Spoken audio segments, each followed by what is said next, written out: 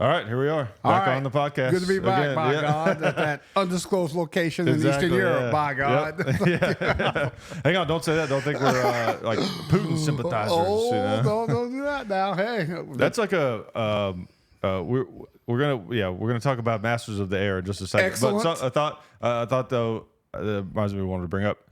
I don't understand this whole thing where all of a sudden people think conservatives support Russia. I don't even know if that's true. I don't consider myself a conservative, but what I've been, because Tucker Carlson interviewed Putin. Okay. And now there's this whole narrative like between the left and the right. Okay. Where they're fighting over Russia, and it's like, does anyone support Russia though? I don't understand that. They're because Carlson did the interview, and of course people are going to jump on that and say, no, conservatives are behind him. Well, well, okay, now our boy Trump, you know what he said? He would encourage the Ruskies to hit the anybody that didn't pay up their UN dues. Oh, yeah, that's not good. Not good. No. I don't know. I mean, yeah. Okay. I would definitely never. I would not sign off on one thing that Trump said. Don, I thought you wanted to win, so you can't say stuff like that. No, not good. And we hit on the point with Ukraine. I don't know. Last I understand that the Ukrainians were short on ammo and personnel. Yeah. Ooh, dude. And the Russians. I will say it again. The Russians. Yeah. They're doing human wave assaults. Yeah. In 2024, that's a 1943 enemy at the gate stuff. Except instead of one guy gets a rifle and the next guy gets a 5-round clip, you get an entire magazine, so it's not as bad. Yeah. When they're breaking out Mosden the Gantz. Hang on, the audio is cutting out. Yeah, what was that? It was this button. Oh, okay. Was that in the recording, or was that just in the headphones? Headphones? Okay. All right. Hey, back over that technical jargon over there. This button. I can't hear nothing. It was this button. I was flipping switches over here. But back to human wave attacks. What the hell? We were talking about human wave attacks. And then I couldn't hear myself talking about human wave attacks. How am I supposed to know? That's that tinnitus. That's what that is. Kicked in. That's authentic military grade shit right there. Yeah. I do probably have some military grade tinnitus. Oh yeah, from shooting guns since I was 4 years old. Oh yeah. Oh by God, American by God. Yeah. I tried to get my my kid to hold the M4. Yeah. And he was like, gun is bad. My ex-wife, I'm a gun bad. I'm like, dude, America, by God, hold this gun. But sorry, okay. We're not, that's tough. We're not pro-gun here at all. right. Sitting in a bunker, surrounded by ammunition. No, we're not. Yeah, really. Yeah, someone just sees the backdrop. Like, wonder what their take on guns is. But how's the career going? I heard you were last I heard you were crossing the Midwest. By God. Oh yeah, I was out on the road for a bit. It was a lot of fun. Recorded some podcasts out there on the road. Okay. And it was fun. I love the West, going out there. And, yeah. Dude, don't never trust GPS. Stay on the highway. That last experience going to Colorado Springs, by God. Oh yeah. No. Do not trust GPS. I don't care if it does say it's the quickest way. Stay on the interstate. Right. Yeah. Do not get off. Oh my God. Oh jeez. Yeah. It's I'll tell you an interesting drive. I think two of my favorite drives in the country, at least that I've experienced so far, is the drive from Montgomery, Alabama to Panama City. Oh yeah, you know what I'm talking about? Yes, I do. 65. Yeah. Yeah. Because you get off of that main road though. Yeah, go 431. Okay. Yeah. Break out the map, somebody. Yeah. Paper map. Exactly. It's just cool. It's just neat. A lot of neat scenery. And But exactly, and that's why I recommend. I'm real pro road trip because you go places you never go. yeah. A lot of people say I ain't going nowhere with you because I couldn't stand being in the car for 5 hours. I do my southern thing whenever I want to emphasize a point. Right, yeah. I do the southern thing. But It's like just be a man. You know? right. But they're like, no. You go because you go to the places that you don't normally go. Right. That you would never go. Like I went to this place called, it was Anderson, South Carolina. Okay. You gotta raise your voice when you say that too. Okay. This guy. Anderson, South Carolina. It's like you can't be like, I went to Anderson, South Carolina. That's right. That don't work. That don't work. This guy bought. He was apparently he was a UFO enthusiast, and he said he decided that when the aliens finally land and go, yes, we're here, we should have an official spot for that. And he built this shack, this UFO Welcome Center. Wow. It's a shack with a big stereotypical flying saucer UFO sitting on top, and the big flashing sign, UFO Welcome Center. Big neon sign with welcome. Now, do they read English? I don't know, but apparently so, right? I guess if they can fly here across the universe, deciphering English shouldn't be a big deal, right? Yeah. What if that to them is like old technology? So like we go to another planet that aliens live on. They're like, welcome Earth, and there's like wagons and chariots, you know, like, right? This is what you guys travel in. You know? That's right, yeah. Remember, when they're so far away, they see us. It's from like 100 years ago. That's right. Like, well, I thought you would like the uncooked beef. Yeah. God. Oh my God. Or they're sitting up there going, okay, we should be okay. We'll communicate with them as long as they don't have neon signs. It'll be all right. Yeah. If I see neon, we gotta wipe the planet out. Yeah, I can see like some just slight little cultural difference that they just can't handle. You know, what's that? What's that? That Twilight Zone episode, To Serve Man. Oh yeah. That's great. Yeah, great. It's good. It's a cookbook. Okay, all right, okay. For the 60s, I see people going for that. But we're so suspicious now in the 21st century. Oh, so you're just going to land here and, so we got all these fences that they can't get in, but hey, we can't get out either. I don't know. Okay, I don't know. Seems fun. I mean, it seems okay. And then the people that go to the planet, all they talk about, they got their own baseball league up there. Everything's great. Nobody's ever saying anything bad. Which again, red flag. Right. And we never seem to hear from anybody once they go. Yeah. Exchange program where nobody ever comes back. Yeah. I don't know. I don't know. Might be something a little fishy going on. I don't. And then how did they translate that book? Yeah. I mean, it's a language that we've never seen before. What do we compare it to? That's the thing. A real alien language. Yeah, it could be so bizarre we wouldn't even know it's a language. Exactly, and but of course because it's the 60s, and we're it's like, hey buddy, you got some gas? That's right. It's like no, this is how I talk. Or where it keeps it, or the book is where it keeps his porn at. Right? Yeah, exactly. Hey, what is that? Yeah. We go to an alien planet, and it's like a civilization that's like dead or something, and we bring back these like alien artifacts. We're like, look, it's their how their entire society is structured, but it was just like an adult bookstore. It was his porn stack. Yeah, exactly. We base like all future civilizations on it. We don't. That's a movie right there. I was like, dude. I tell you, gotta do next time you're out in Hollywood. You gotta do that pitch for that Tatooine, Star Wars, the Creature Cantina. Oh, right. The story of the band. Yeah, that's right. Yeah. Behind the music. They're in an apartment in Brooklyn eating ramen. Yeah. They're fighting each other. Yeah. Or there was another band that was supposed to play that day, but then they were like a fill-in, and then they found out like, oh, they just happened to be filming that day, and then they got famous, and they were like, that should have been us. That should have been us. And then the whole story, once they made it big, they start fighting each other, and the lead singer says, "I don't need you guys anymore. I'm out of here." Yeah. Dude, come on. I looked it up. There's actually a name for that band. Yes, I got curious. That's I'm not sure how much time I got on my end. Yeah. Yes, there's actually a name for that band. And I can't, I don't recall it, but there is one.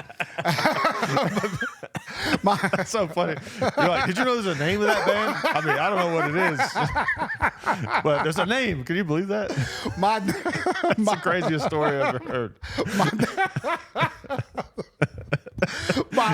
My nerd rate would have shot through the roof if I could have told you that name. Yeah, you know what it is. You're just not going to tell us. You know exactly what that name is. Oh my God, that is chick repellent from hell. Yeah. Imagine that you know that and you're watching that with a girl and you're like, wonder what the name of the band is. I don't know. I definitely wouldn't know. Yeah, so it's the Bith band, right? That's what this called? They're called Frigrin Don and the Modal Nodes. See, I told you I wasn't lying.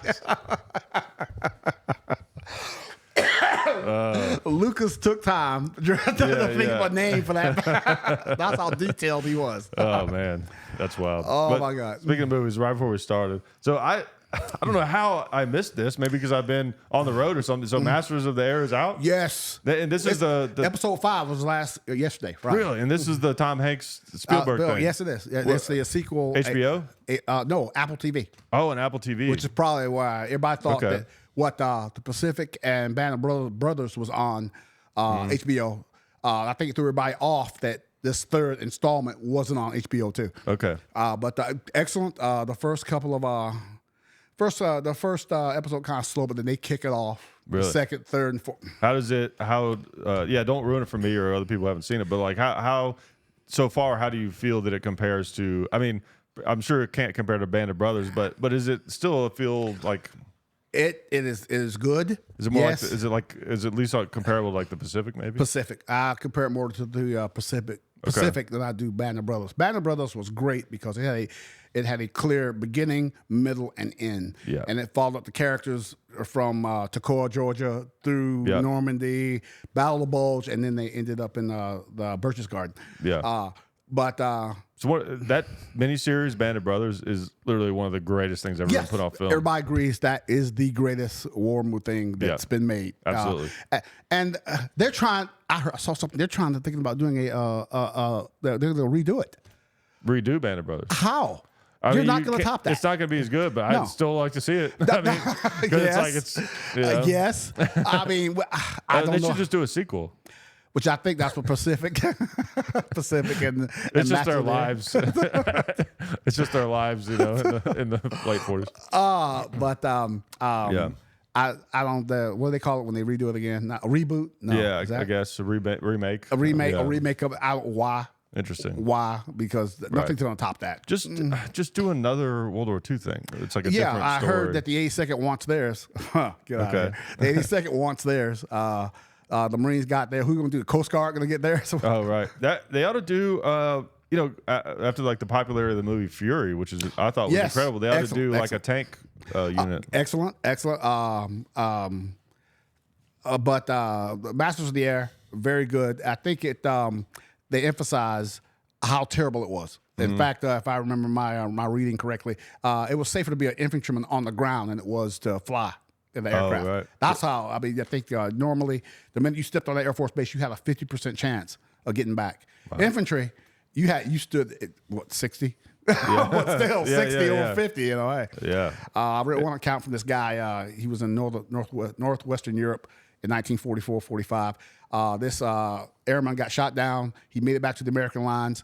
This guy did not want to go back to England to fly because it was safer to be on the ground as an infantryman. In fact, this author of the book said this guy went on 3, 4, 5 missions with them as infantry. Wow. Until finally the MPs came and got him and took him back to England. It was safer on the ground. Wow. Yeah. And if you watch, as soon as you start watching Masters of the Air, you'll see, dude. Forget that. I love that they didn't teach any parachuting either. The Air Force still doesn't. Really? Which I guess is natural to assume. If the plane catches on fire, put the chute on and get out. That's true. now I have to encourage anyone to jump out. Nobody's going to have to tell you. Yeah. And also infantry, I feel like the percentage of dying by fire is a lot lower. Ooh, yeah. Personally, dude, me, when I was on a jump, we agreed. We saw the Air Force guys with parachutes. We thought, if this thing starts going down, from what they fly, 30,000 feet or some shit. Yeah. That's a lot of scream time until you hit the ground. Oh, forget that. No. Yeah. My experience, the thing you're worried about any kind of ground combat, me personally, mutilation. Oh, Dude, yeah. Get it, bam, you're gone. But getting like burned or legs and shit, dude, that's the worry. It's rough. Dude, What's the is there an elevation that you like can't open your chute from? Yes, they cover that. Okay. A podcast by this guy, whatever his name is. Yeah, that guy. I'm great with names. He talked about that. He's a historian. Just got his PhD. He talked about the U.S. Air Force normally flew at 25 to 30,000 feet. There is no oxygen up there. So when you jump, so that's why like the special ops guys, they have like the mask exactly for free fall. Yeah. Okay. And he said, look, when you jumped, you had to. It wasn't just jump, pull your chute. No, you had to fall a couple of miles first to get down to where the oxygen was. Then pull your chute. This is somebody who's never jumped out of a plane, but again, the thing's on fire. Yeah, you gotta figure it out quick. If you open your chute too soon, there ain't no oxygen. Would you be able to like hold your breath, I guess, for that period of time? You're at 25,000 feet. How long does it take you to fall down to 10,000 where the air is? How do you judge that? I think that tree looks about the right size. I mean, you got to try it. You got to try, I guess, if you have no choice. And maybe like it's counts 1,001, 1,002. It's not like there's a wall where it's like no oxygen. Okay, now oxygen. You know what I mean? So it might be like really thin, but you might. I don't know. Also, you don't want to deploy your chute too high because sometimes the bad guys are known to shoot at you. Oh, right. Plus, if you pass out. Exactly. Now you're just floating down, and then they number bad guys down there. When they covered the Schweinfurt Regensburg raid in 43, August 43, you'll see that they cover that. A lot of aircraft got knocked down, and there were chutes everywhere. If you deploy too high, okay. Bad guy. Not only could the bad guy shoot at you, but also they can see you coming down. Yeah. And now I'm only 700 miles away from home in another country. What do I do now? Right. Good show. It's a good movie. Yeah, I'm excited to watch it. Oh yeah. The double entendre, Derrick, is if they shoot at you, they gave away their position. They're fucked now. As soon as they hit the ground, they're fucked. I know where they're at. Now I know where they are. Exactly. That's what they're still. I'm floating. That's what Brad Pitt said in Glory, the first scene. He said that who was the guy? Well, I don't know. Brad Pitt after the lieutenant gets knocked off. Brad Pitt is now the platoon leader, and he's and the other guys are worried about German Tiger tanks still being out there. Yeah. And he says, "Well, what do we do if they start shooting at us?" He says, "Well, they won't know where they are." Right. Yeah. Which is that's all you can do. Hey, good. My experience. The minute you open up, they know where you are. They are going to know where you are. Especially they have tracers. Oh yeah, and like that guy in this one German guy. I'm bad with names. In Normandy, he was in a position. Hitler. That's a good start. He was in a position at Normandy, and he claimed that he knocked off 1,000 Americans at Omaha Beach. Yeah. And the account goes that if you go to Normandy, it's not like the movies where you come off the boat and there they are. Yeah. No, the Germans aren't stupid. Yeah. These positions are hidden. They're low profile. You have to, if you don't know where they are very hard to find. That position he was firing from was very well camouflaged. He started firing at 7 o'clock that morning, and at 2:30 he's still firing. Yeah. And the Americans just could not find him. He knocked off a crap load of guys. What finally got him is that he ran out of just regular ball ammo, hard ball ammo. Yeah. He had to switch to tracer. Yeah. And as soon as he firing tracer, they went, there he is. And within 10 minutes, they had him. Yeah. So, yeah, it's the same thing they say about the problem with like green laser sights. Yeah. You know, because the green laser sight, for whatever reason, I guess because it's brighter, but you can kind of see the beam more so than a red laser. But then they can also see that and figure out where you are a lot easier. Yeah, it's because the wavelength of anything red is a lot shorter than the wavelength of other colors. So that's why, like at night, you if you have a red lens, you turn on a red lens because that light doesn't travel as far. Nerd. Okay.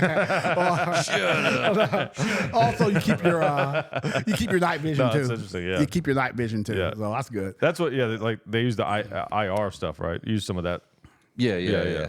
They still use IR. Well, no, not tank. I'm thinking old school tanks Yeah. had the big IR light. Right. But that's like 70s technology, Yeah. a big IR light. And It's crazy how that kind of stuff is advanced. Like you watch Terminator, the first one, and you see the laser sight on his 1911. that was It looked like a scope. I read up on it. That was like first generation. Let's put this on top of that. I mean, it was huge. That 45 long slide too was Yeah, huge. exactly. Yeah, Where do you carry that? I know. And what they did show was the big power cord coming off that laser. That's right. Yeah, and a battery pack. But back in the 70s, they used the big tanks had the big infrared light, and then it would shoot the light out at a wavelength that you couldn't see. Yeah. If you had IR goggles, you could see, but with the normal human eye, Yeah. now, hey, how are they shooting us? I don't know. Right.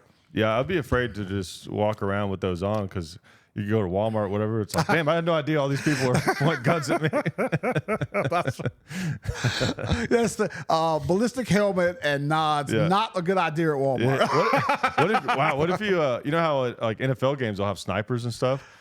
What if it was a night? They do, yeah. What if it was some of them? What if it was a night game? And Wait. Some of them? Depends on what teams are playing, you know? Well, they're last playing. Nobody's going to do anything here. Yeah. Probably not Carolina Panthers games. The Saints get out of here. What's the record? Hold the snipers. Okay, it'll be fine. They're about to stay home. Get out of here. Yeah. But yeah, imagine you go to a game, it's a night game, and you put the IR glass on, you just see all the snipers, you know?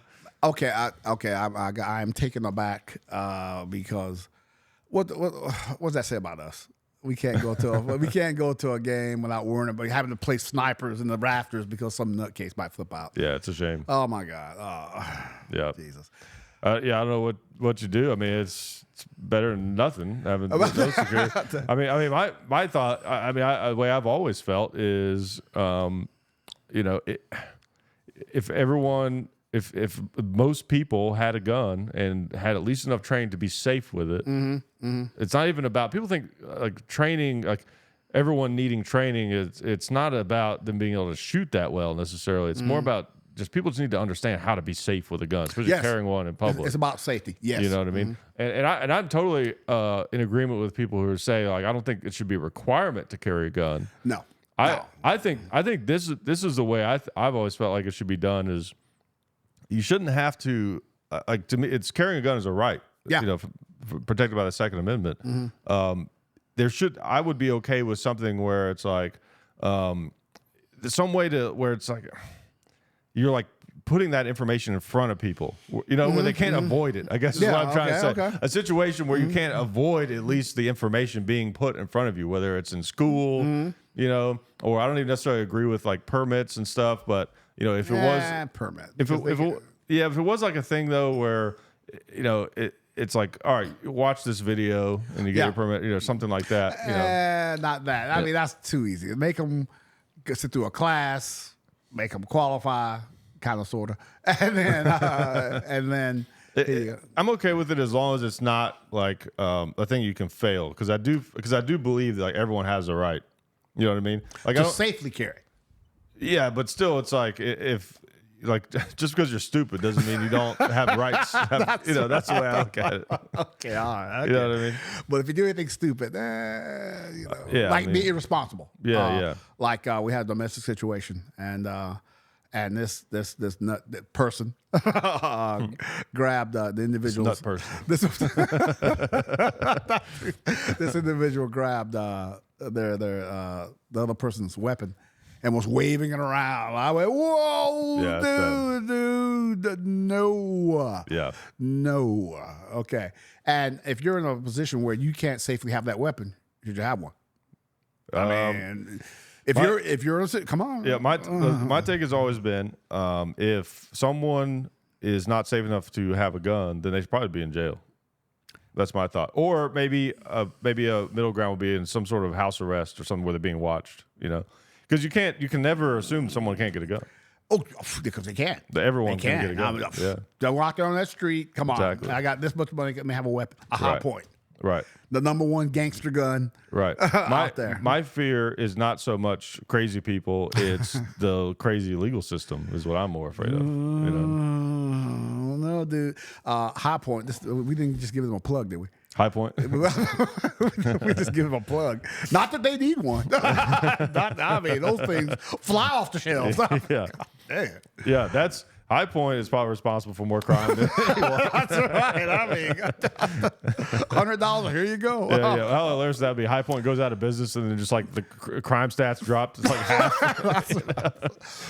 It's like, well, I guess we got to stop shooting people. We don't have any High Points. Look at the prices of these guns these days. Can't afford to just throw that in the river. So, I'm a big believer, always have been, in personal responsibility. It is a right, yes. But if you're being irresponsible, dude, if you're doing stupid, endangering other people, not you, dude. I met this hardcore gun guy at this military thing years ago, and he was like, "Yeah, you're a by God Second Amendment." I'm like, "Yes, unless you're a moron. If you're doing stupid stuff, endangering yourself, other people, nah, bro. Yeah, nah, I mean, but it's like, how do you know who's really a moron? Until something happens. Until something happens. Yeah, most of the mass shooters have no criminal record. Yeah, which is what scares people because you never know till they're on you. You know, hey. Yeah. I think in some states, a fellow can carry a historic weapon. It has to be pre-1896 design, powder, no cartridge, and it can't repeat. I'm like, dude, if you want to try to rob a gas station with a musket, I don't even think about what run. They go, is that a musket? I'm willing to bet you could fuck some shit up with a blunderbuss. Dude, yes. Oh, yes. Yeah. They work still. I mean, don't get me wrong. A musket will kill one you. Shot. Yeah. That's it for your ass. Fucking, the whole kitchenware drawer is coming out of that motherfucker. And a old Revolutionary War musket was what, 58 caliber? So if we're going back that far, they were like, I want to say like 75 caliber. I think they were big. And, basically a shotgun. If you got hit, you were gone. I mean, it's like getting hit with a shotgun slug. So you're in trouble. You're in trouble for sure. Yeah, you had to be within 50 yards. Yeah, it didn't quite. I don't think. Well, it depends on how you loaded it, but most of the time it wouldn't quite have the velocity as like probably a shotgun slug. I don't know for sure, but I mean, it's a big chunk of lead. Like you seen the Patriot with Mel Gibson? Mm-hmm. These guys marching within 50 yards of each other, then shooting at each other. What? Yeah, it's crazy. I don't understand. Shows you how malleable the human mind is. That they were for so long they were able to convince people to do that. Because you were a wuss if you didn't do it. What do you mean you're not going to stand out the middle of the field and shoot at people with big 75 caliber? I'm not a wuss. You're right. It's cool to do that. Let's go back to that. Actually, I got to say though, how much of that is just hearsay? How far we're removed from that are we? They couldn't convince my ass to do it. No, that's not hearsay. That happened. They did it to a degree. No, they did. But do you think they did it just full on? Yes. Formation. Napoleonic tactics. Yes. Now the all the way up through the Civil War. I mean, there were special units that had like guerrilla tactics and things like that. But that's how it happened. The Native Americans are the ones that apparently the Americans had a problem with because they wouldn't come out and fight fair. Right. That's true. That sort of changed it. They wanted to take cover and shoot from behind. And then the Americans started to learn to fight the same way the Native Americans did. Yeah. And then the Brits, after they took enough losses, said, you know what? Hey, maybe these Americans got an idea. Yeah. And they had special units that would go out there in their red coat and fight from cover and ambush and all that stuff. But it still took past the Civil War for people to go, we shouldn't stand out in the open and shoot each other. And part of it, too, part of that evolution was... the one reason they would, obviously there's like the lineage of like, this is how you fight. Cause back in the sword days, they do that. But once they had rifles, when they actually had rifling, which they did in the Civil War, which Springfield musket, right, rifle musket, yeah. exactly. That's why it was so bloody. Yes, is because they actually were hitting what they were shooting at. The effective range was up to a mile, and It's like a modern rifle. yeah, almost. That's a case where the equipment outpaced the tactics, Right. And that. Well, to be honest, after about 1863, nobody came out there and stood in the open. Oh, hell no. And repeaters. Sharps. Cut that way out. Yeah. Even the trapdoor at Springfield, just the point where, it was so simple to reload. The problem they had with the Little Bighorn, with the Springfield trap, I think they used trapdoors there, was that after you fired so many rounds, the chamber would swell up, and then well, it wasn't the chamber; it was the cases, the casing, because they were using copper cases, and they were getting stuck, and they were like, oh, they're coming, and then you know, as you know, what the Native Americans learned, somebody sold them those Yellow Boy repeaters. Who made that? Complete blank. Winchester. Well, yeah, it was a Henry, but it was. Yeah, it was Henry. Yeah, they were selling it to the Native Americans. So the Native Americans had the lever action, which didn't have the same range as the Springfield. Right. But once you got in close, it's not about range; it's about rate of fire. And again, the copper cartridges are swelling. The U.S. Army can't get these things open, and then the Native Americans came in there and just started and tore them up. Yeah. So yeah, and I've also heard that it wasn't like only that. That was just like one of the contributing factors. And it wasn't like they were all of a sudden unarmed. But that apparently was happening to some. True. And obviously, I mean, that's numbers the thing. It's numbers of Native Americans. Also, don't forget about bows and arrows. Yeah, faster than to reload. A single shot rifle. And also, what's the U.S. Army? A lot of GIs. That came later on. Once a lot of the cavalry soldiers realized, we're about to get overrun. It's like, sorry, cavalry soldiers. Sorry. Yeah. I'm not going to take any shit talking. Sorry. We run a tight show here, dude. I don't know what the hell you're trying to start. It was 1876. A little bit before your time.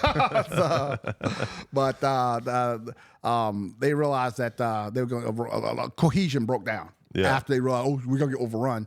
Plus, apparently, Custer was not well liked by everybody. I've heard that. And that there were still 300 cavalrymen sitting up on the hill watching this. Yeah. And they said, apparently, Custer was a jerk. And you don't do that if you're in charge, because you're going to need your people. And we speculate that if those guys up on the hill, those other, two troops of cavalry had said, let's ride down there and save him, they could have. Yeah. But they're like, nah. Nah, he's a jerk. Yeah, I heard, I think I brought him up to you before, but Jocko Willink, I think is how you say his last name, but he's a retired Navy SEAL. Yeah. I've heard of him, Yeah, he's on podcasts and stuff a lot. He said something I thought was pretty interesting on that topic where he was, I think they call it he was like a team leader where you're like in the SEALs or whatever. And he said he would always admit when he thought it was very important for a leader to admit when he got something wrong. Yes. And he would always do that because he said that you're going to worry. It's not like about seeming confident in that situation because you're actually going to lose the confidence of your men if you seem like you don't understand when you made a mistake. Yeah. He's like, everybody makes mistakes. Absolutely. And they understand that. Yeah. But if you don't admit to them, that's going to get people. You're arrogant, you're proud, and you need your people. You absolutely, as a former military leader, you need your people. You're going to miss something. You're going to make a mistake. That's what, if you got your people's respect, and very important, you get their respect, they won't let you fail. Your people got your back. They won't let you fail. Hey, dude, you missed that. Oh, thanks, man. Yeah. Or if you're not there, they'll do the job anyway because they respect you. Because it's very easy for Joe to sit around and go, "He didn't tell me to do it, so I did." Right. Yeah. And then what you gonna say to him? Yeah. You give me no orders. You know, hey. Or they gonna say, "Okay, Sarge, I'm gonna do exactly what you say. No more." Right. So. Yeah. Get your respect to your people. Get the respect to your people. Very important. Yeah, it makes sense, especially in that setting. Or get someone killed if you don't. Exactly. And it's just number one, it's just the right thing to do too. Yeah. Because if you're gonna be a jerk, okay, jerk. All right, fine. All right, fine. Okay. Did you ever?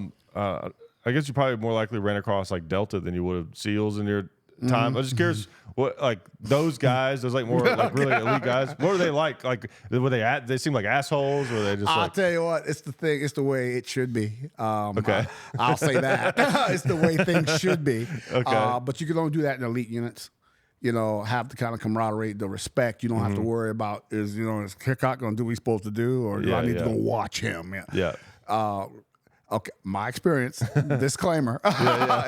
Is that your basic government issue GI unit is like there's a lot of hand holding. You know, right. Back in my time, a lot of hand. Well, come on over here, do this, and then you got to watch them. You know, and then I'm gonna come back and check. Did Hickok do? Did Private Hickok do what he's supposed to do? You ain't got to worry about that. Depending on where you're at, who you work with, you don't have to worry about that. If hey, I need this, this, and this, and I can walk off, I know it's gonna happen. Right. That's what you want. I think as a leader, the way you get that to happen is you get the respect. Okay, how about we're gonna do? It's called what's it called? What's the official term? Participative leadership. Okay. We're gonna go do this. We're gonna go do that. Now you can sit there with your stripes or your bar and go, "Hey, you, Hickok, get over there and do that." Yeah, you could do that, but might not go over too well. Right. Might not go over too well. And then that goes back to, this guy's a jerk, and they're gonna let you mess up. So in participatory leadership, hey man, this is what we got to do. Right. This is the latest BS just came down. Let's go knock it out and get done. Yeah. And also show them that their welfare is very important, because you got some of those, using a nice term, you got some of those authoritarian, self-righteous people. They're like, it's about me. I don't care if I use you up. Screw you. It's about me. Right. If you got one of those guys, that's a problem. Yeah. And I ran across quite a few of those. I can imagine. Over the years. You better do what I say. Yeah. Look at them stripes. It's crazy how quick power will get to people's heads. One of my favorite examples of this is like in a comedy scene where there'll be like, someone who's very like always, talking about corporations are evil, which maybe some of them are, but they're just like constantly like shitting on anything that's like powerful, right? And then they have like the smallest amount of power in a comedy scene. Like they run some little crappy show where they get to book people on, and they just become tyrants immediately. Yeah. Or the secretary on a power trip. Yeah. Yeah.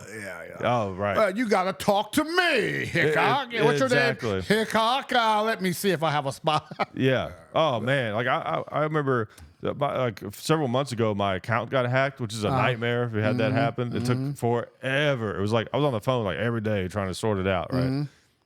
So I ended up having to get a whole new bank account, and I had this. They put a limit on my card, which was not enough to pay my bills, because bills are very expensive these days. Oh yeah, right. And it was like those jets cost money. My fuel bill alone. Come on, you know how much it costs to keep these pilots on retainer? Come on, come on. Yeah, no, it was a stupid low limit that no one could get by with, and so I would go to the bank. I remember there was this one of the managers at the bank. I was explaining to them my situation. I was like, I need my limit raised so I can pay my bills, and she was like, well, sorry, before we can give you a higher limit, we need, have to have the account for 90 days. I was like, I've had this account for X 10 amount of years, whatever. And she was just like being this, like, I could sense there was like this.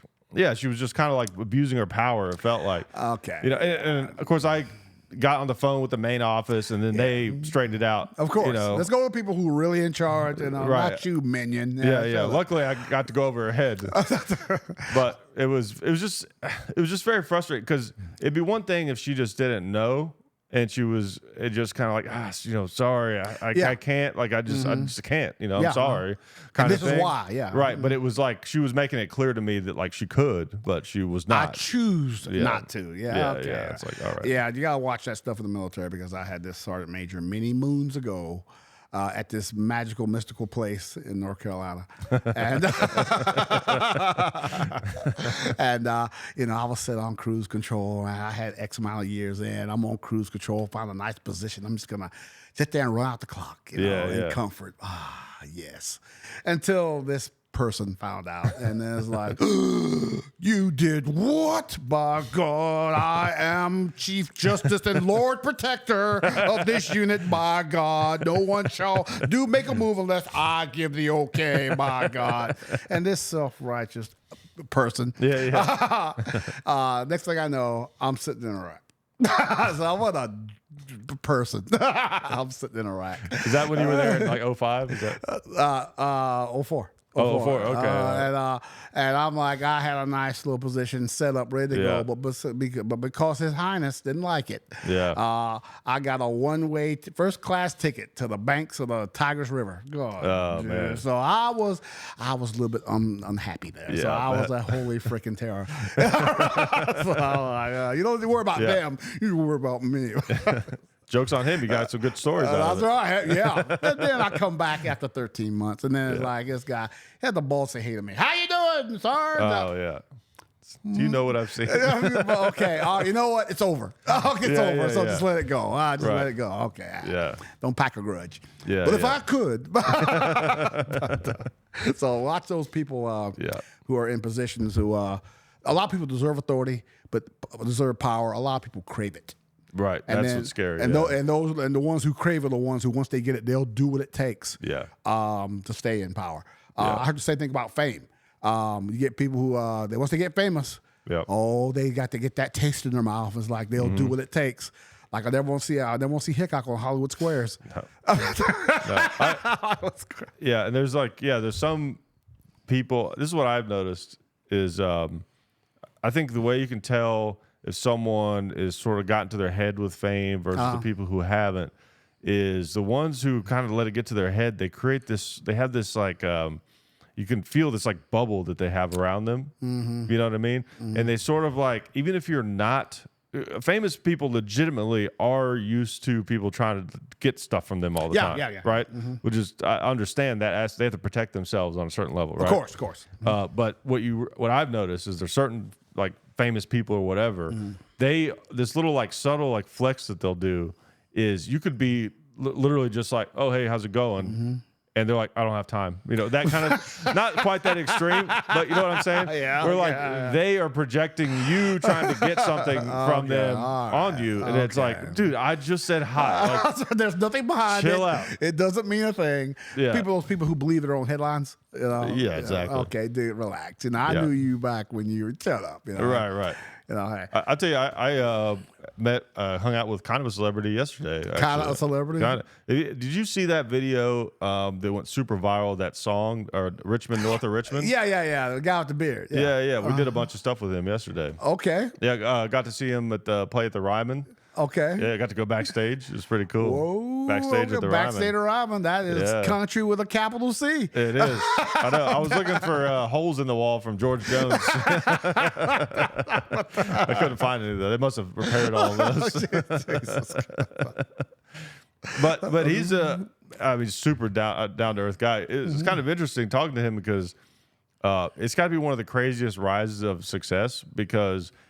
In 6 months, he went from a struggling artist that was just going to open mic nights that had never played a real show before to literally like the day that we went to that show, which as we're recording this was 2 days ago, Thursday night. His guitar was being put in the Country Music Hall of Fame. You're a kid. 6 months. 6 months. You never know. I mean, crazy, right? You don't know. Crazy. Who knows what it takes to make you take off? I mean, you don't know. With him, I think it's a little bit less of a mystery. That song just resonates with a lot of people, you know, because people are fed up with the government, fed up with what they're doing, you know. Oh, my God. I'm not even going to start. Oh, my God. I'm not even going to start. But I'm like, look at Gundam Style. Forgot about that one. That guy, too. No, not really. I was about to be really impressed. You bet. Yeah. I'll call him right now. Soul. Yeah, I'll get him on the phone. Yeah. But again, you never know what's going to take off. Yeah. You never know. I mean, he was big. What, 5 years ago? I mean, it was massive. I think he had at one point he had the most viewed YouTube video in history or something. he was like some Korean superstar, right? I think he was from North Korea. I think wasn't he? No, South Korea. South Korea. He's Okay. I mean, he was like a mega. He was the the Backstreet Boy of Korea. You know, and but then that one song, and then I'm still not sure what it means. I can't understand it, but it sounds good. Probably not something good. Yeah. Probably all got duped on that one. Yeah. So you never know. Yeah. That's one thing about fame. You just never know what's going to take off and what's Yeah. not. I mean, You got speaking of George Jones, I think that's an interesting type of famous because do you know the like stories about him, how crazy he was and stuff? no. So he was like one of those guys who was like super talented. I'm not like a huge country music guy, but I've watched some of the stuff on him. There's like a series about him, and he was basically a crazy person. Okay. Like one But time. talent, they can sing. Yeah, exactly. But he didn't like being famous. That was his thing. Like Eddie Vedder. I guess was he like that? Okay, yeah. Oh, I hate fame. Oh, Yeah. I'd leave it all. That's also can be a flex too. You gotta watch out for that. But he legitimately though, like he would have like a gig and he just like wouldn't go. And they'd have to like they had some big show in Vegas and he like didn't get on the plane and he like hitchhiked down to Texas and they found him in some bar and they had to like tase him and put him on a plane to get him back up there. Okay, that's what I'm talking about. Now that guy, I'll go see him. Yeah, He's yeah. like, I don't care about that. He said 2 guys in there. Get him on the Yeah, plane, yeah. George. What are you doing? All right, okay, Yeah. all right, okay. He'd be like too drunk to go on stage most of the time and they'd to prop him up there. I mean, Okay, dude, okay. Yeah. That guy. that was like the 70s though. It was a different time. Well, yeah, you can't do that now. You get sued now. You're supposed to perform in Austin on the 16th and Yeah. Dallas on the. Where's our cat? You know. Yeah. So it was another word. I think it was the way that people like to think show business is now, which is no. Yeah. No. I saw when I was doing entertainment security, you know where. I saw those agents. Man, those guys are dicks. Man, yeah. God damn. You know, I had this image, I guess the Hollywood image of an agent. No, these guys were jerks. They really were what you think they are. Damn. Wow. God damn. Wow. But it's the business. I mean, Yeah. I It's got don't to be know. exhausting, like being around that all the time. yes, and I think I respect anybody that tries to make it in the business. Yeah. I guess because I think you have to, correct me if I'm wrong. I think you have to do it because you enjoy what you're doing. Because Right. like Bonnie Raitt, I think we talked about her. No, Cissy Houston, which is Whitney Houston's mother. Okay. She was out there for years, and no real success. Mm-hmm. Her daughter Whitney comes along, does the exact same thing. Yeah. World famous. Oh, wow. In her book, she wrote that at some level she resented her daughter because her daughter did the exact same thing that she'd been doing for 30 years. Yeah. And not with no success. Her daughter did the same thing and was world famous. Wow. So you never know. Yeah. Again, Ellen DeGeneres, she said it's not about talent. It's just Yeah. that's something that nobody can really say what it is. Right. If you have it, then oh my God. It's a combination of, I think, a lot of things, especially with something like music, because music is such a subjective, Yeah. kind Yeah. of thing. And there's these like intangibles. But yeah, a lot of it is just timing, being in the right place at the right time. Yeah. Having luck. Yeah. Yeah. And because in fact, she said there's all kinds of people out there with talent.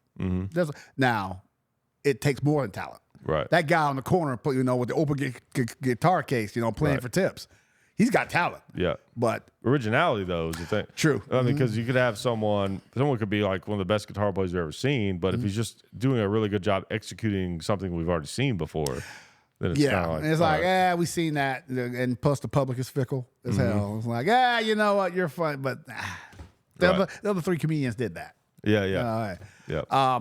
Who was it? You see that thing on the Grammys with what's his name? Oh my God, Beyonce's husband.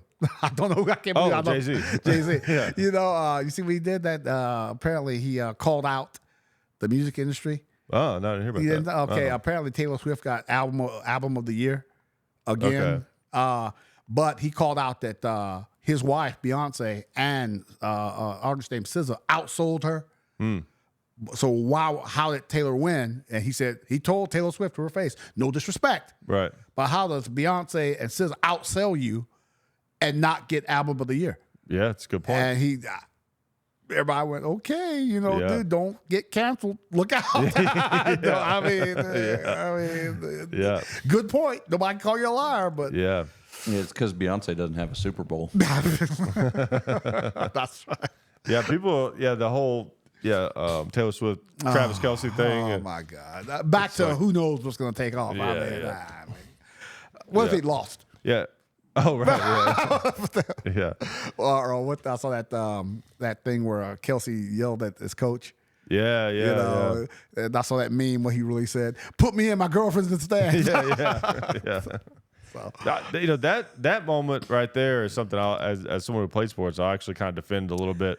Here's the thing: is I think people when they saw that, I mean, he admitted that he shouldn't have done it, so it's not like oh, that was good. He should do that more. like that. That's to me that'd be a crazy thing. But I think when people saw that, they're thinking about like maybe when they played sports or whatever, their kids or something doing it. You gotta understand, like these guys are adults. Yes. Travis Kelce is 35 years old. He's an adult. He's a multimillionaire. So is the coach. They both are rich adults. They play in NFL ball. And to make it to the professional level in sports, you have to have a competitive fire in you that is just next level. Again, it's not just about talent. There's a lot of talented athletes that never make it. I mean, you gotta have a fire in you, and people have to see that. Yeah, right. So, it's not as bad as it looked. No. It was a big moment. It looked like he just went over there, chest bump. No, the coach said they just turned over the ball. Yeah. And the place was super loud. So whatever he wanted to communicate to the coach, he was going to have to yell. And emotions are high. It's a Super Bowl. Exactly. Man. And also he's got all these pads on, so his spatial awareness and the moment and everything. The coach said, look, don't make it what the coach said. Don't make it more than what it seemed. Hey, look, he was emotional. I understand. Yeah. We talked. And what he said was, put me in. I can do this. He was just, which he says, I appreciate the passion. Right. Yeah. Okay. Right. But if he'd been a bench warmer and did that. Oh, that's a different story. That's a very different story. Take your stuff off right now. Take it off. Just leave the uniform right there. Get out of it. Yeah, exactly. Yeah, I mean, Kelce's been on that team, I think, his whole career. So the whole time Andy Reid has been there. So I just feel like people overreacted a little bit. Of course, because they just took it what it initially looked like. It's never what you think it is. Yeah. So it was a. Did you watch Super Bowl? I thought it was a good game. I thought Mahomes was going to lose. I thought he was going to lose. Almost did. Yeah. But I really wanted the Lions, Detroit, to make it. Oh, They were the sentimental favorites. Yeah. I mean, hey, that's a Cinderella story from hell. I know. Yeah. Oh, the Lions. Too bad. Yeah. But, poor Barry Sanders. Yeah, I watched a documentary about him. He's an odd guy, but man, maybe the best running back ever. What is it about money that makes people weird? Yeah. I mean, once you get X amount of millions, it's like, I'm going to put on this rabbit suit and walk around. And nobody says anything to you. That's it's like, true. okay, all right, sure, okay, all right. Damn. Coonskin cap, okay, fine. Go ahead. Coonskin's cap. That's one of those things like you could be like real poor or real rich. There's no in between with the coonskin cap. There's no middle class coonskin cap people out there.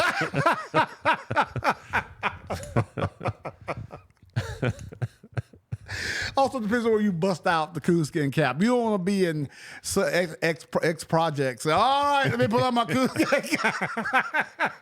That might not be a good idea. No, not a good idea.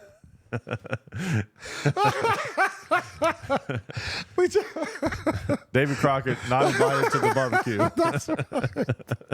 At this place that we used to work, me and this individual talked about, dude, you should get break out a buggy and a horse, and you put on this Colonel Sanders suit with your whole lady. I need you to ride right up that street between these buildings, and we'll see what they do. Oh, jeez. That would be wild. Oh, that's almost like that scene in Die Hard 3. You know what I'm talking about, right? You've seen Die Hard 3, right? I probably have. It's the one with Sam Jackson and Bruce Willis. Oh, yeah. Remember what he has to do in Harlem? Oh, that's right. Oh, my God. Oh, my God. Oh. I remember watching that movie on TV one time, and they blurred that part out. Oh, come and being on. kind of confused about like why they're so mad. You know? They don't like signs. You know? Oh my God! Again, come on, it's a movie. Yeah. You know, if you don't like it, don't watch it. Right. I mean, I remember like I saw it. I'm like, all right, Yeah. what? Come on. Yeah. That's all we did. Took balls. In fact, if I was in the house, I said, you got balls, dude. Yeah. Respect. You know, you might not want to keep doing it, but but you know. Imagine. I'll just get on horseback with a torch. Right? Yeah, exactly. Dude. And if you get called on it, be like, look, there's this German guy. His brother got thrown from a building. I threw his brother from a building, and he's really upset about it. And if I don't do this, he's going to blow up a school. Oh, well, all right. Yes. Go right ahead. Since you explained it. Yeah. Okay. Yeah. All right. Yeah. Yeah. Oh, Speaking of Bruce Willis, we were talking about him right before the show. I mean, it's very sad. Yes. You know, it's hard to see I that. think, but people remember him the way he was, and great actor. I loved it. Yeah. Die Hard. Again, still debate if it was a Christmas movie or not. But, Oh yeah, what do you got a stance on it? I think the stance is it's a Christmas movie. It's a movie made at Christmas time. So yes, it's a Christmas movie. Okay, I'm on the other side. I think. Okay. I'm gonna say it's an action movie that was set during Christmas. But Great movie. Elf Christmas movie, Die Hard action movie. But we've seen it 100 times, 1,000 times. Can't get enough of it. So good. Great movie. I think he took off because he was doing moonlighting before that. Okay. It was a show. It was all right. You know, hey. Yeah. But it gave him the springboard to go do the big movies, Die Hard, and then that series, which that's what you got. You got to get a movie, and then you. There's no way I could ever be an actor. Why I not? cannot- Come on. I Then did- no. See, yeah, okay. The way you get around that is you got to get a movie gig being you. Okay. Because That's hard too, though. Because even if you're being you still got to be you if you weren't being filmed. That's a good point. That's a tough role to play. Or like what? I'm trying to think of an example of that. Something that, of course, like reality TV isn't reality TV. Yeah, they do a movie about you, but it'd be an exaggerated movie version of you. Yeah. You know, like right. they'd be, they got guns everywhere. What, guns everywhere? Cheat out every other day. Yeah. You know, so just what? Kind of like a bootleg Schwarzenegger. You get called up, get a call from DC. What? Panama? I'm on my way. You know, hey, you know, shit like that. You know, because nobody wants to see real life. Come on. True. Nobody wants to see that. That's true. People deal with real life every day. Huh? Yeah. It's out there. I don't want to deal with that. They want the extreme version. Like I think that We got VR real life. like that. I think you talked about opening a security company in Mexico a while back, didn't you? In Mexico. Was that That was drunk? a while back. Hey, That sounds like I a took drunk you shot. serious. Like okay, Mexico, okay. Well, Maybe I did. That was a long time ago. I might have. That sounds like something like 12 years ago. yeah, I me was would be born like, like a decade ago. I got an idea. You know how the border is dangerous.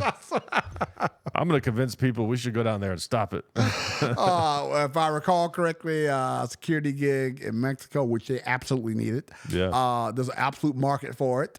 And I think if I recall correctly, apparently you you don't, but we were gonna be able to self-deploy down there, and there'll be no rushing to the airport to try to get your last plane out. No, we're gonna have our own plane, Hickok Air. Hey, we gotta get out of Dodge, boys. Let's go. Jump in the truck, call them, have to get thing already warmed up. We take off and get out of there. It sounds like that was an idea I had back in my weed smoking days. hey, I bought into it. I'm like, all right, let's do it. Where do we go? I did the background work. Problem is, if you're not a Mexican citizen, you can't own a weapon there. Yeah, I've heard even like federal agents go down there. Yeah, they cannot. A non-Mexican citizen cannot legally have a weapon there. Yeah. Nah, bro. That means you got to depend on local muscle. No. Yeah, no thanks. No, thank you. No. Or the cartel shit down there is the real deal. Yeah. It's terrifying. Have you seen Sicario? Yes. Okay, I was about to mention it. So good. Dude. Both of them incredible Dude, movies. I'm like, why the ain't we out there doing that shit right now? Hell yes, let's go. Okay. Yeah. Dude, great movie. Great Yeah. movie. Oh. Incredible. And do I believe it happens? Absolutely, I believe it's happening. Yeah. Yeah. I may have told this story on the podcast before, but I remember one time I was in El Paso and I saw a black Lamborghini. It was like covered in dust, not like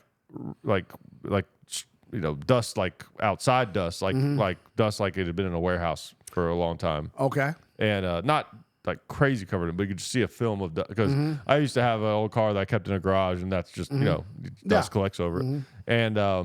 And there was these two kids in it and driving it. They couldn't have been more than like, they had to be like, they looked like they were like 17, 16, and they were super young. They're driving a black Ferrari with dust. Like, and I was thinking like they 100% chance that some cartel guy had that stored somewhere and he's having them take it somewhere. It just, I mean, it felt like a scene out of like a movie like that. Dude, number one, cartels, major league, don't mess with them.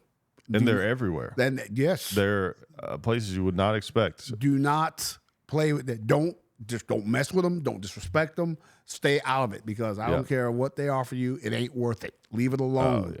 I covered a club for this company I work for. It was a front for MS-13. Absolutely.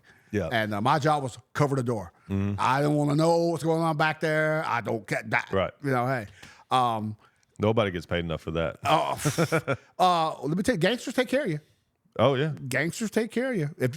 I was surprised. Gangsters want people that do their job. Right. One of them supposedly, I'm not saying, I'm assuming, I don't know. These guys, a lot of Central American type folks. Right. Okay. Okay. Yeah. I don't know. Not stereotyping. I'm just what they told me. Okay. Southern, very southern. South of Texas. Yeah, way down south. They said that the problem they got is that they can't find people that will just do their job. The problem, because you're gangsters, you deal with criminal element. Yeah. They're criminals. You can't necessarily trust them to do what they're supposed to do. Oh, yeah. If they find a guy that does his job, they appreciate that. And they're like, here, do this. Here's something. No. Did you go through my company to say that was okay? Oh, right. Because, don't take anything directly. Never. Yeah. Because then dude, it may seem free, but it's not. No. Hey. This guy walked. So I said, look, I can't take no bribes because if you give me that, all the rules are going to be adhered to. Right. We will follow the rules. And I found out they appreciate that because people think that if I do them favors, that I'll be in good with them. No, you're just another guy on the take. Now you're involved, yeah. Exactly. So do the right thing, follow all the rules and laws. You're doing your job. They appreciate that. Interesting. Watch that door. No weapons in here. The job was cover the door. No weapons, no underage females. Okay, no problem. And hey, dude, I'm searching everybody. If you got a weapon, you got a problem. No wonder you can't produce an ID. Sorry, girl, you're not old enough. Bye. They appreciate that. And then I said, now a tip is something else. A tip is not a bribe. Okay, yeah. Okay. Yeah. They would tip you $100 like it wasn't shit. Just here. Like Goodfellas. There you go, $100. Get out of here. I'm like, dude, excellent. Yeah. Or also, these guys, everything was in cash. Everything was in cash. At the end of the night, you just go check the floor. They'd be like hundreds of this. If you didn't find $300, $400, $500 just laying on the floor, because these guys, everything was in cash, untraceable, and they're drunk off their ass. They're drunk, they're high, and they're dropping, drop $50, $100. I mean, was, and at the end of the night, you just went and made the rounds. Yeah. And you cleaned up. That, and also if I got respect because this guy, he was staggering around the parking lot. He dropped like $400 on the ground. I picked up, stuck it back in his pocket, put him in his car. Wow. So they're like, oh, honesty. Oh, Yeah. nah. They asked me to come work for them. No. No. No. Do Yeah. not do that. Terrifying. Yeah. And this guy walked up to me. I'm at the front door. And this guy kind of, saunters up to me and goes, yeah, do you guys do deliveries? What do you mean? He says, your company, do you do deliveries? Like what? He says, well, yeah, I got this package. I need you to take it to St. Louis. I need you to hold on to it for a little bit. I need you to try and take this package to St. Louis. I'll give you $2,500. Oh, okay. And I said, okay. I'll tell you what, you go to the company office. If they say yes, we'll do it. And they said, hell no. We're like, hell no. One rule, you never open the package. That's right. Put it in the trunk and just drive to this location, and then you pop the trunk and you wait 10 minutes, and then once you hear it slam shut, you drive off. Okay, sure. It was $5K. Oh. To drive to St. Louis. I went, okay, dude. Yeah. If you got that kind of man, why don't you just take it? Right. No, I need you to take it, bro. Yeah. Nah, bro. What happens if someone catches me with this package? I don't know yet. I don't know yet. At my current job, I worked with this individual. He was a mule for the cartels.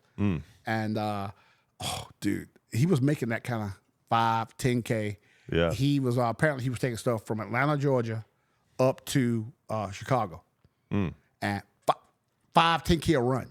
Yeah. And I was like, okay, how did he end up in the system? Well, apparently he was making, again, 5, 10K a run. No problem. Until one day, he usually went by himself. They provide the SUV, the gas, and money to eat. And all I got to do is drive it there. Yeah. Okay. One day, 2 guys want to go ride with him. That should have been a red flag right there. Yeah. Who are these? All right. Right. He says he got about an hour outside of Atlanta. They said, oh, yeah, dude, pull over, like right here. Wait, now the gas station? No, this dark road here. And he says they pulled over, and then these guys got out, and then they pulled him out of the car, put 240s through him, and left him there. Kind of sloppy. Yeah. To make sure he was done. Right. He came to me because he was a Navy veteran. So he ended up in the VA. He had the bag on the side of the hip and all that shit. And then he ended up on probation after that. Wow. That's how I met up with the guy. Dude, he says, it's great until it's not. All it takes is them, for some reason, not to trust you. Yeah. All it takes, they just get a feeling, nah, I can't trust them no more. Right. And you're gone. Yeah. You are gone. That's all it no takes. qualms about it It's whatsoever. just, no, I can't. Bam, you're gone. Yeah. And I had another guy do it. Apparently, the older you are, the better. Interesting. So this old guy. It's like the Clint Eastwood movie. The meal. The same thing. Yeah. This guy, he drove from Nashville to where? Albuquerque, New Mexico. Interesting. And they don't have drugs in Albuquerque? I guess that's how they get them, right? he drove from Nashville to Albuquerque, and he was making $7K a run. Wow. And they provide vehicle, gas, money, food. And this guy, now the problem is I found out that, again, one thing about gangsters, they'll school you on the game.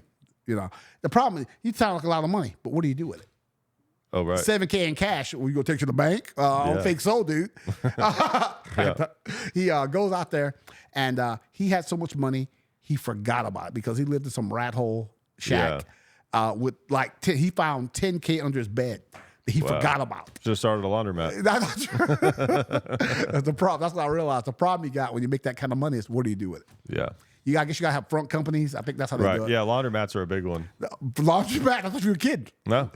They are. Think about it. Laundromat. Quarters. You're right. I think I saw on one of these crime shows, they use entertainment companies too. Oh, I'm sure. They put on event management, shit like that, and then right. Yep. When they launder the money that way. Yeah, because they can have like unsuccessful events, and it doesn't really matter because they can show that they made money. Exactly. You know, they can like pay the artists under the table, and things like that. They could even fudge how much they paid them. I mean, there's so many places where you could move things around and true. But the guy said the same thing. You don't have to give them a reason not to trust you. It's just they just get a feeling when they're like Hickok. Nah. Right, And you're gone. Yeah. You are gone. Like, right? So don't ever, and there's no out either, apparently. Yeah. Because this guy, I tell you, he was transporting some coke, and he decided, you know what? I'm gonna help myself. And he pulls over. He pulls over. He goes and starts chipping off pieces of this kilo, right? Yeah. And he starts doing it right there on their armrest. I'm getting sleepy. The police pull up. There it is. They got him, right? And now he's got to explain, hey, what's that block of shit right there? Yeah. So now he lost their money, and then that was a problem. In fact, jail was probably safer for him to stay in jail. Yeah, they get you in there, though. Oh, yeah. Yeah. Unless you're in isolation, unless you're in the hole. Yeah, true. Yeah. But then you just have to be in there your whole life. I've seen it.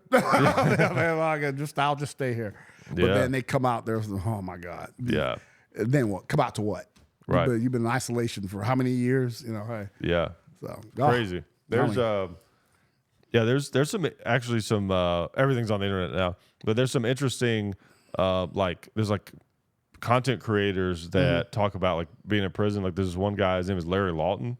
If you ever seen his stuff, he's like this big like bald guy, white guy, former mob guy associate, and he was like apparently like one of the #1 jewel thieves. Which I didn't know that was a real thing. Thought that was like just in movies. Yeah, no, okay. Yeah, and he spent like a lot of time in prison, and he's really cool. If you guys are listening, check him out. He has some interesting stories. But yeah, I remember him talking about one time he's been in like a bunch of different prisons, and he can always tell what the culture is like of that prison based on how people are dressed. Okay, like if everyone is walking around in flip flops and like just kind of just casual. It's like, all right, this is probably a okay spot. Okay. But he's like, you show up and everybody's got their shoes on. He's like, shit goes down here. You can't be in flip flops. Yeah, you gotta be ready for war. As far as like people getting stabbed and riots and things like that. Yeah. Thought that was pretty interesting. There's a series called How It Works. I think it's out of Britain. Oh yeah, I think I've seen some of those. And they talked about how crime works. And this guy said, look, problem you see, I see too. Usually it's young guys. Those are the ones you got to worry about. Yeah. Young guys. I mean, like 13, 14-year-olds. You got to worry. It's just like venomous snakes. They say the young ones are more dangerous because they don't know how to control their venom. Exactly. And they're putting too much in you. Exactly. Same thing, except with people. They're more dangerous because they're younger. Right. They think nothing could happen to them, and they don't take time to think about. I think their mind isn't fully developed to 25. Yeah. Consequences are just like not really a thing you really understand. They can't understand. Exactly. This guy, he said, look, if you can't do the time, don't do the crime. Absolutely right. And you get people, and what I've seen is that you get people, they're all about being gangster until it's time to go to jail. Then all of a sudden, no, I don't want to do that. Dude, wait, you're going to run around, wave a gun, shoot people? Yeah. This individual told me that he had assaulted 8 people in 8 days. He said, but I'm a nice person. No, you're not. You're a terrible person. Oh. Yeah.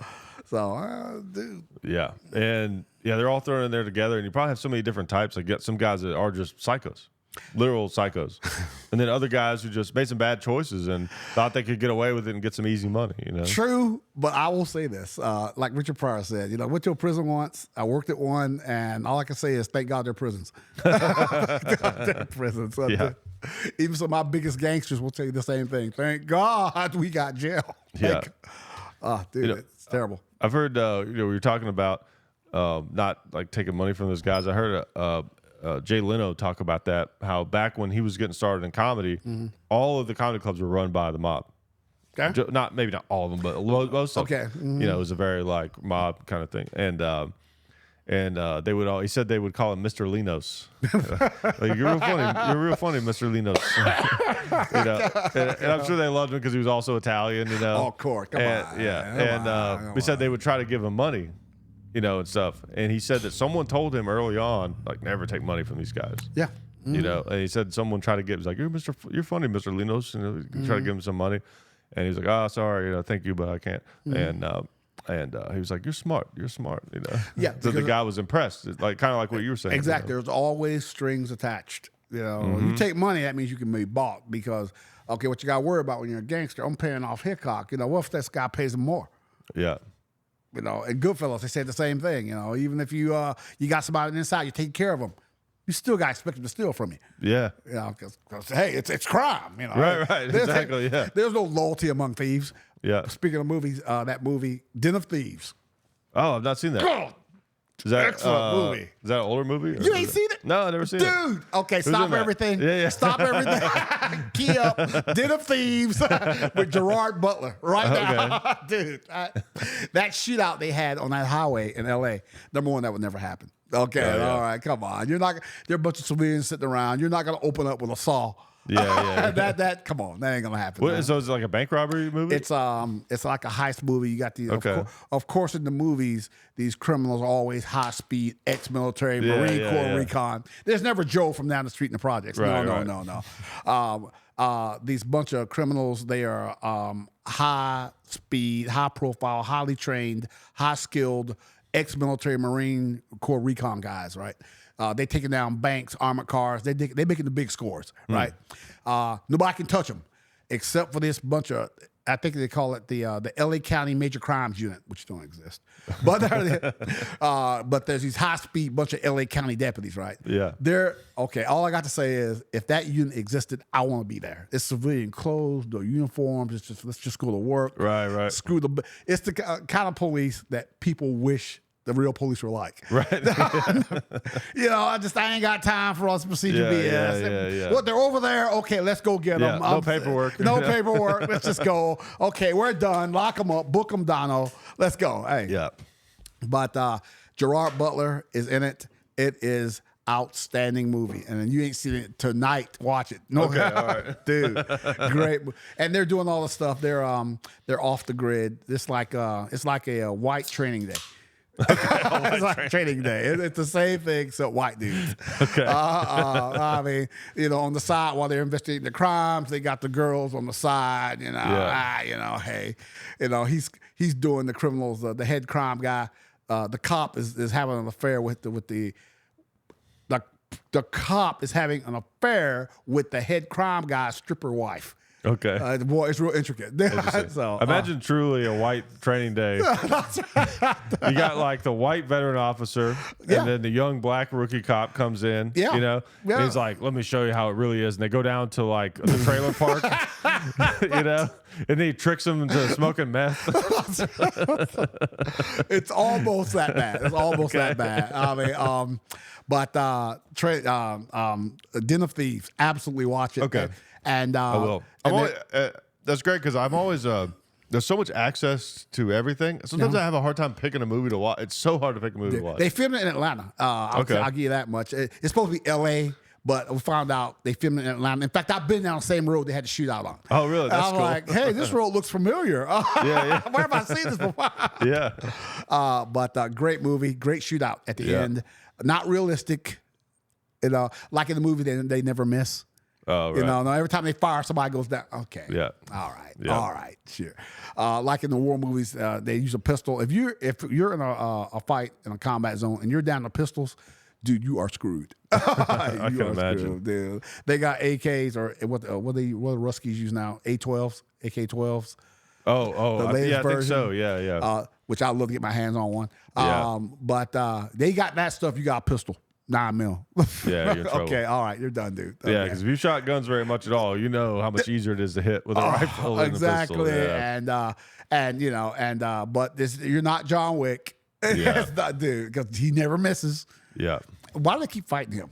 You saw him wade through like 23 guys. Yeah, and he reloaded like 3 times. Right. I'm gonna hang back. Okay, all right, stay back. It's like Steven Seagal. You know, those fight scenes. It's like, all right, one at a time. Everybody waits their turn to get their ass kicked. Yeah, All right, yeah. No, okay. It's like, you know, Billy just got his ass kicked, and he's kicked my ass before, but I'll get him.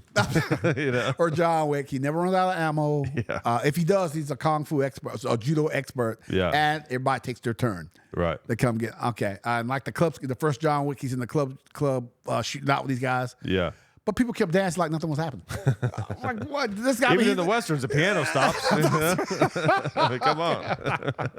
He's also wick. He grabbed the guy by the beard, shot him in the head. People just kept dancing like there was nothing wrong. Okay, I don't care how high or drunk I am. He just shot that guy in the head. Okay, I'm going to the bathroom. That's like the modern version of a western, like the DJ stops spinning, it's like, and then it's over, and then it comes back. Which apparently that's the thing you got to worry about. I dealt with this guy. He was a DJ. He had an entertainment company. Would not play. He was a Latin guy, but would not play black venues. I said, why not, man? He said, all it takes with these young guys, you play the wrong song, a shootout could break out. Oh wow. I went, holy shit. I mean, Damn. Dude. Yeah, it's crazy. Dude. Speaking of movies, so you're gonna come up to Chicago. Yeah. We're gonna go to a Braves game. Okay. We'll have to go check out the Dark Knight scenes, places. Okay, excellent. Yeah. There's like a street where they like that scene when he wrecks his motorcycle and the Joker comes up on him with the little submachine gun. You know? Okay. I'm there. Yeah. But somebody's got a real fear of Chicago. We see too many movies. You can't get her to come up with you? No, they'll be there. They'll be there. All right. But there's this, again, too many movies, too much TV. You know, if you look around, everything's in the South Side. Yeah. Hey, so I think they want to stay out. Now, okay, we'll stay out, outside of town. Where? Milwaukee? No, no. I can help you with like the good areas. Okay, cool. Yeah. Thank you. We need a guide. I mean, for sure. Yeah, it's like a safari. All right. Is it safe here? Yeah. Yeah. Especially if you stay like over by the Cub Stadium, like the Wrigleyville area. It's really nice. Yeah, I'm sure they go out of their way to keep that area good to go. Yeah. Oh yeah. Come on. That's the thing. There are certain areas in Chicago where obviously they can't allow shit to happen there. No. Exactly. It's that same thing like the new Atlanta State. Well, what's it called now? Anyway, the old Fulton County Stadium was like right next to the projects. Yeah. Dude, you had people they sell parking spots, and if you were stupid enough to leave your car there, you come back, it was gone, right? Yeah. Or they didn't just rob you right there. Right. But the new stadium is up in North Atlanta and Marietta. Oh, dude, they got a whole. I think the thing they do now is like they have like a complex around it, bars, clubs, hotels, right there next to the stadium. So that's cool. So yeah, they're kind of doing that with because the Cubs Stadium will probably never be updated because it's like a piece of history now. Oh yeah, with the ivy on the walls and shit. like that. Yeah. That one that's gonna stay. What's the capacity out there? I can't remember. It's not huge. But yeah, I can't remember. But you can tell they're kind of trying to create a similar thing. With obviously they can't really do anything with the stadium itself. It's been there 100 years. But but all around there, they have a lot of stuff like that. Here, Tiger Stadium the same way. Again, historic stadium, been there for over a century. Like the old Yankee Stadium was that way. Forget parking. Forget that. Yeah. Oh, dude, forget that. Yeah. That is similar in Chicago. Well, I got this old school, I'm doing my Italian accent, Chicago, this neighborhood, the state's right there in the middle of a neighborhood. Hey. And that was a family thing. You walk to the stadium, like down in Nashville, they got the Sounds Park right there in Germantown. Just let's go watch a ball game, and you get out and you walk a couple of blocks, and you're there, dude. It's really cool. Yeah, you can't beat that. That's great. Yeah, it's cool, and it's like, I mean, Wrigley Field is like a church of baseball. Oh yeah, I mean, where do the White Sox play? At what's it called? It's I'm blanking on the name of the stadium, but it's in the South Side. It's like on like around 30th Street. I'm thinking, does anybody go? I mean, when last time you heard anything about the White Sox? Yeah, they were really bad. They were really bad this past year. I don't know how they'll be this year, but it's about the Cubs. I mean, it's about the Cubs because I heard when they won the World Championship a few years back, it was like a national holiday up there. I mean, I heard it was great pandemonium, dude. People were climbing light posts and this guy from Chicago told me, man, he heard that the myth was that 100 years ago, a gypsy woman got ran over by a goat cart. Yeah, that's right. Yeah. She cursed the Cubs. John, you're gonna feel like an idiot when I tell you this stadium name. What is it? Guaranteed rate filled. Oh, that's right. Yeah. Not corporate at all. Yeah, I knew that. I couldn't remember. Oh my god. They're talking about rebuilding it. There's been talk that they're going to move the White Sox to Nashville. Actually, Yes. Yeah. They try to figure out where would they put a stadium. Yeah, I'm not sure if they'll end up doing that. I mean, the White Sox has been there, over 100 years too. But they've sucked for 100 years. I mean, yeah, well, okay, now the Titans used to be the Oilers. right. Showing my age, the Titans used to be these big. I'm like, they want to bring a baseball team here, which would it work? Maybe. Probably. Yeah. Because you got the Braves in Atlanta, Right. and then you got the Cardinals in St. Louis. Yeah. And you're right between. I know they ain't gonna bring them to Memphis. Oh hell! Yeah, that's the only thing. You do have to compete with there's a lot of Braves fans in Nashville. Oh, yeah. I grew up a Braves fan as a kid. You kidding? We went to a Braves game years ago when they were playing the Cubs, and I think there were more Chicago fans in that crowd than Braves. I was like, are we in Chicago? I mean, that's all you saw, Chicago, because they take the Cubs serious up there. Yeah, I've noticed there's a lot of interchange between Chicago and Atlanta as far as people that live in Atlanta go to Chicago on vacation and vice versa. I guess just because it's a pretty quick flight and they're just two other big cities that are different. A lot to do. Yeah. A lot to do. I'm assuming a lot to do in Chi-Town. Oh, yeah. Which, okay, all right. Okay, again, I'll be venturing into unknown territory. We ain't never been that far north in a long time. I got the part of the South I come from. Yeah. It's like Chicago. Look out, boy. Again, like New York City. This dark. You'll like it. All right. I hear that. The food is incredible. I keep hearing that. Food's incredible. But the only images I got is TV, like that show The Chi. Okay. I've not seen that. Which, dude, okay, y'all watch it. We'll take a stroll through the South Side. The most, no, we're going to be in an armored car.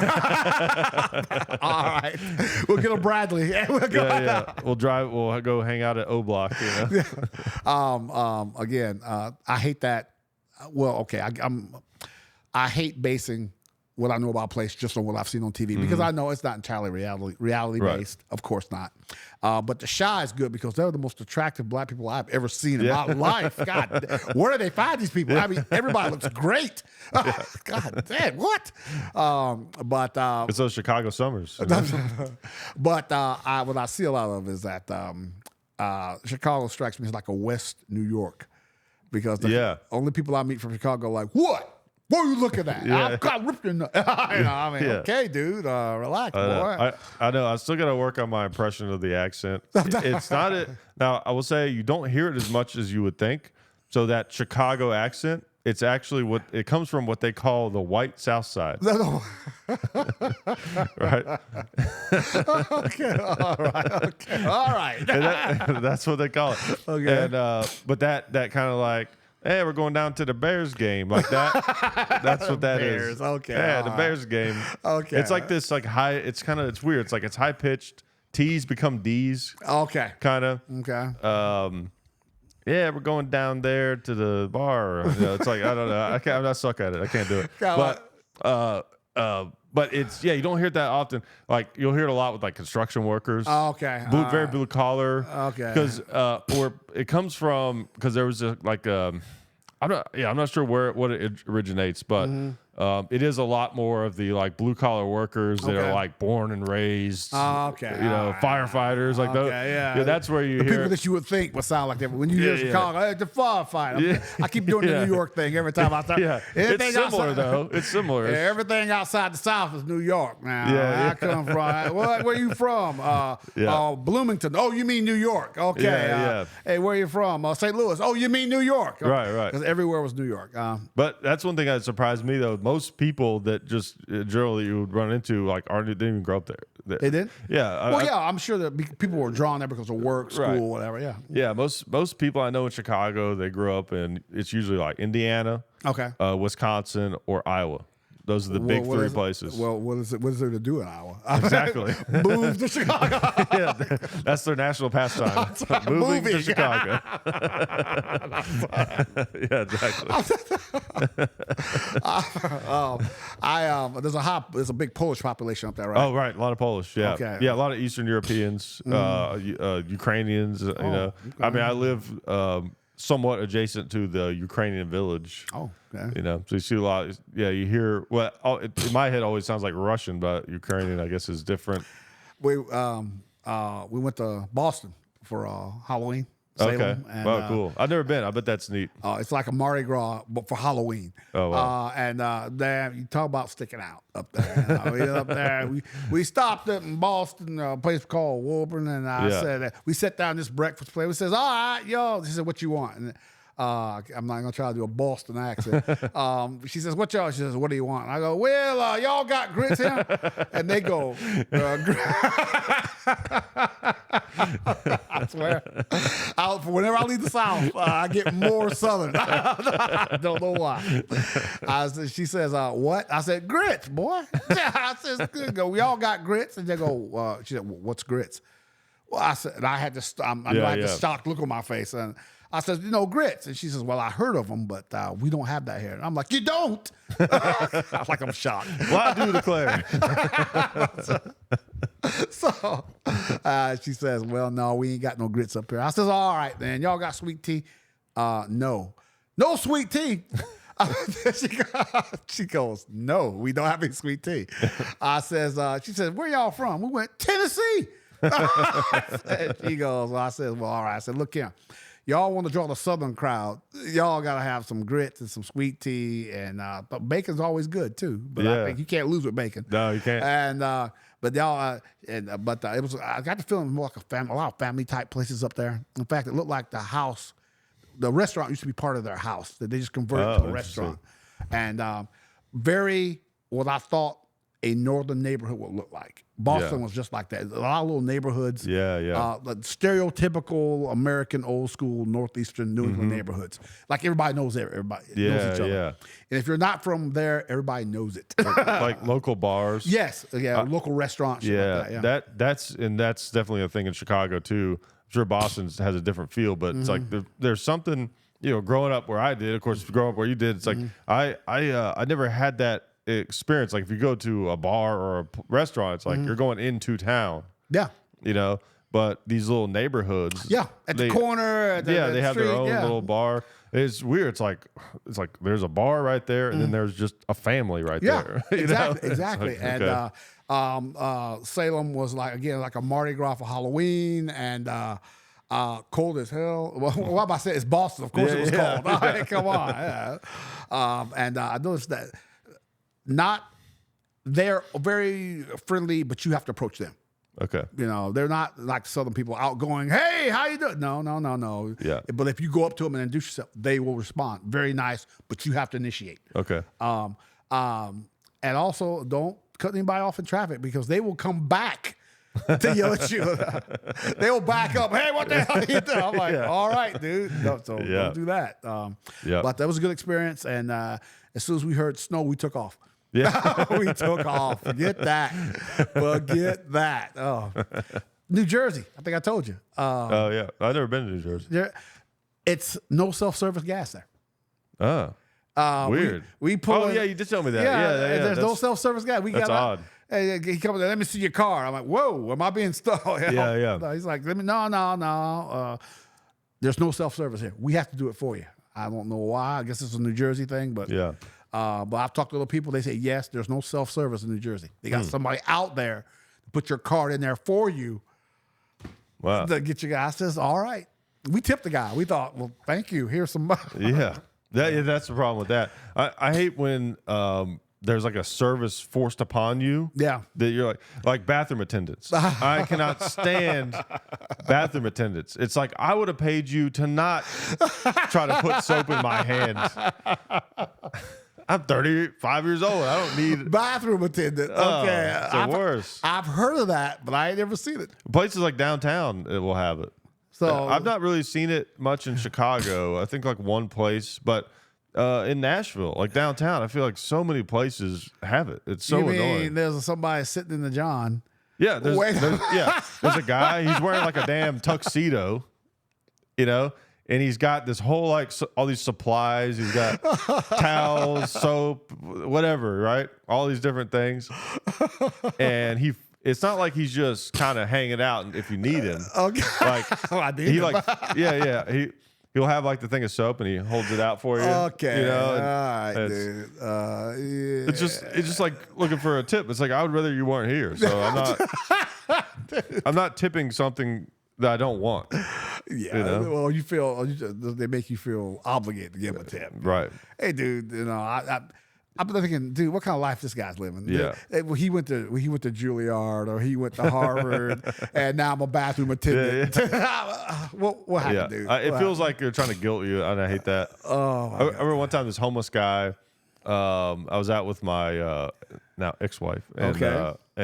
we were dating at the time. I Okay. remember this was years ago, and this homeless guy had these like flowers, you know, and he was like, "Oh, you want a flower?" You know, and he was like, "Here, you can take one," and I was like, "Okay," and he goes, and he's like, "Yeah, it's however much you want to pay," you know. I was like, "All right," and I gave him $5, and he goes, "Nah, just keep it." He's like, "Nah, just keep it." You know, like that wasn't enough, right? Like that was, you know. But he kept it, right? That was cheap. Oh. I think this was like before. I was a lot less street smart back in those days. So I think Okay. I gave him more money Okay. because he got me with the guilt. Okay. Nowadays, I would have been a lot more cold about it. Get but, out of my way. yeah, I've spent a lot of time in big cities around that kind of thing now, but that always just bugs me. Well, yeah. I'd rather him be like, "These are $10. If you want Yeah. one." Oh, yeah. Okay. You know? And you'd say, "Get out of my way," Yeah. and keep walking. Excuse me. Yeah. well, you don't want to look like a jerk. I mean, they target it. You know, they'll give it to her first, and then look at you to pay. Yeah. You can't be like, "Hey, get that back to him." Yeah. Also, I remember we walked, it was just like downtown Nashville. I remember we walked further after that. And I saw those same flowers growing in front of this like building. So he just like picked the flowers out of a fucking planter in front of some kind of my God. office building. Well, you never know. I'm headed for the courthouse for a hearing, and then this hippie, the way I can describe her, skips out of the woods and walks next to me and goes, "How you doing?" Now I'm like, "Hey, yeah, you look pretty nice." Okay, I'm like, "Okay, thank you." And then she kind of skipped back into the woods. I mean, okay, all right, okay, let's go to court. All right, let's go to court. All right, come on. All right, That's hilarious. You never know. I mean, you just Yeah. you never know. Oh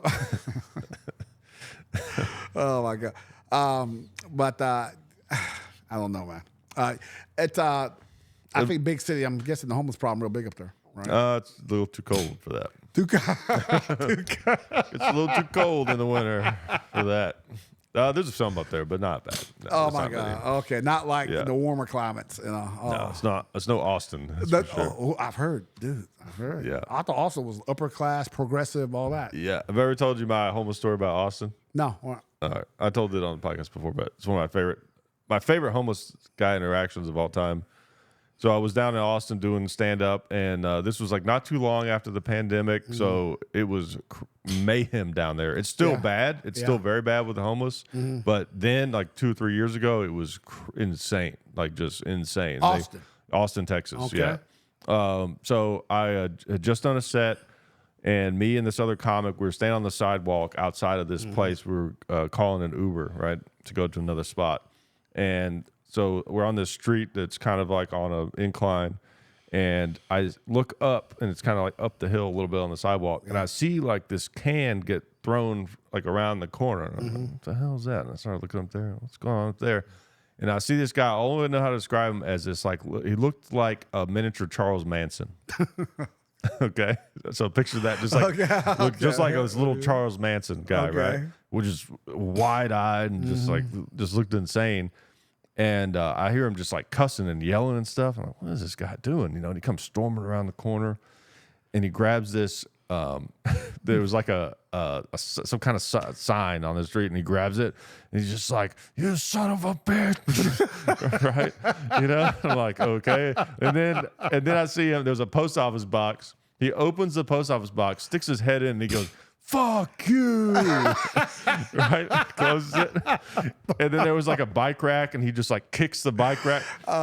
There was all these things like in the sidewalk, and he took a separate moment with each one to just completely like cuss it out and rage out, right?